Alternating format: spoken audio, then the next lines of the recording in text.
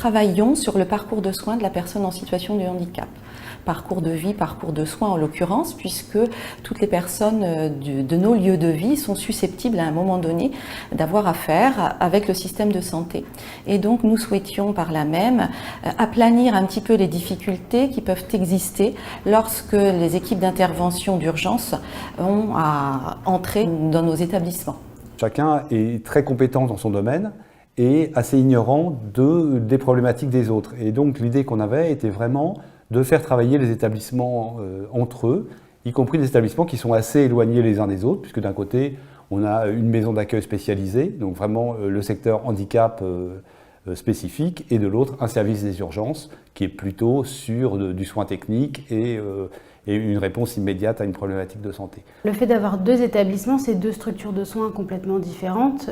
Il y a la Masse de Saint-James avec différents bâtiments, avec du matériel qui est complètement différent aussi, puisque c'est un lieu de vie avec des soins, mais un lieu de vie d'abord, et nous après c'est de la médecine, donc des services plutôt aigus. Le matériel est différent, on se rend compte des difficultés des uns et des autres et des facilités qu'on a nous aussi à avoir le matériel et le personnel à disposition, notamment les médecins quand il y a un souci.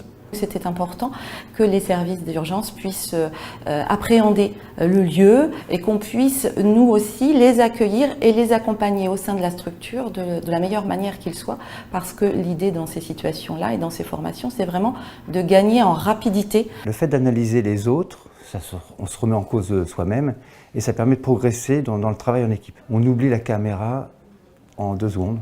On est dans le mannequin, c'est un humain, on joue le jeu sans jouer, quoi. Ce que je peux retirer des enseignements de cette formation, c'est en effet d'apprendre à bien communiquer, à mieux communiquer en équipe. Quand on passe un ordre, que cet ordre soit explicite, simple, précis, qu'il puisse être répété et s'assurer que la personne ait bien compris cet ordre. Depuis la formation, effectivement, les agents ont un autre regard sur l'accueil et l'accompagnement des personnels des urgences.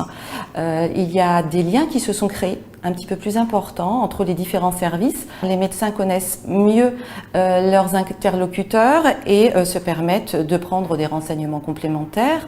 Mais au-delà de cette formation qui a été mise en place, nous avons aussi pu travailler depuis des documents de liaison d'urgence.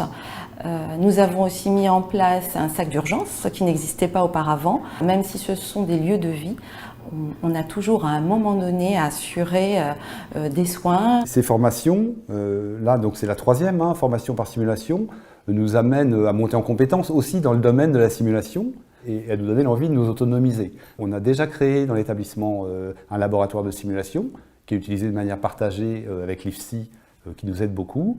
Et on commence à former nos professionnels pour être formateurs et spécialistes de la simulation en santé. On aimerait que chaque pôle ou que chaque établissement de proximité puisse proposer un sujet qui lui tient à cœur. Et on a bien l'intention, dès 2021, de commencer à s'autonomiser et être dans une logique de formation par simulation largement.